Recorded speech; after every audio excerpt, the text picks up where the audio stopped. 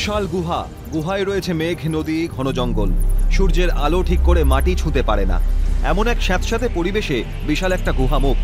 জঙ্গলে প্রায় ঢেকে গিয়েছে সেই মুখ। গুহার ভিতরে প্রবেশ করলেই আপনার কাছে এক অপার বিস্ময়। প্রথমটায় কিছু বুঝে উঠতে পারবেন না। অন্ধকারটা সয়ে গেলে দেখা যাবে একটা আলাদা জগৎ গুহার ভিতরে।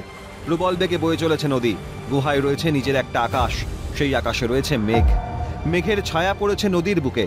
বাইরের পৃথিবীর সঙ্গে আবহাওয়াটা সম্পূর্ণ আলাদা। মনে হবে যেন জুল ভার্নের কল্পবিজ্ঞানের গল্পে চলে এসেছেন কোনোভাবে।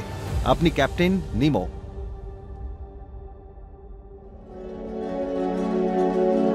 হানসং ডোং গুহাটি বিশ্বের সবথেকে বড় গুহা। এটি ভিয়েতনামে অবস্থিত। গোটা গুহাটা চুনা পাথরের তৈরি। বয়স আনুমানিক 20 থেকে 50 লক্ষ বছর। 1991 সালের আগে গুহাটির খোঁজ পাননি কেউ। গুহার খুঁজে পাওয়ার পিছনেও একটি গল্প রয়েছে। গুহাটি প্রথমে লক্ষ্য করেন স্থানীয় এক কৃষক। কৌতূহলবশত গুহার ভিতরে গিয়ে বহমান নদী, মাথার উপরে মেঘ দেখে রীতিমতো ভয় পেয়ে বাইরে বেরিয়ে আসেন তিনি। তারপর গ্রামে গিয়ে সকলকে গুহার অদ্ভুত গল্প বললেও আর গুহাটি খুঁজে পাননি। এর 18 বছর পর আর এক শিকারী গুহাটি খুঁজে পান এবং সভ্য সমাজের সামনে আনেন। এর আগে মালয়েশিয়ার ডিয়ার কেভ ছিল বিশ্বের বৃহত্তম গুহা। এই আবিষ্কার ডিয়ার কেভকে পিছনে ফেলে দিয়েছে।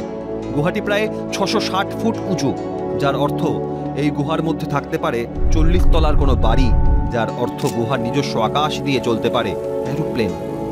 2019 সালে জানা যায় এই গুহাটি অন্য একটি গুহার সঙ্গে যুক্ত।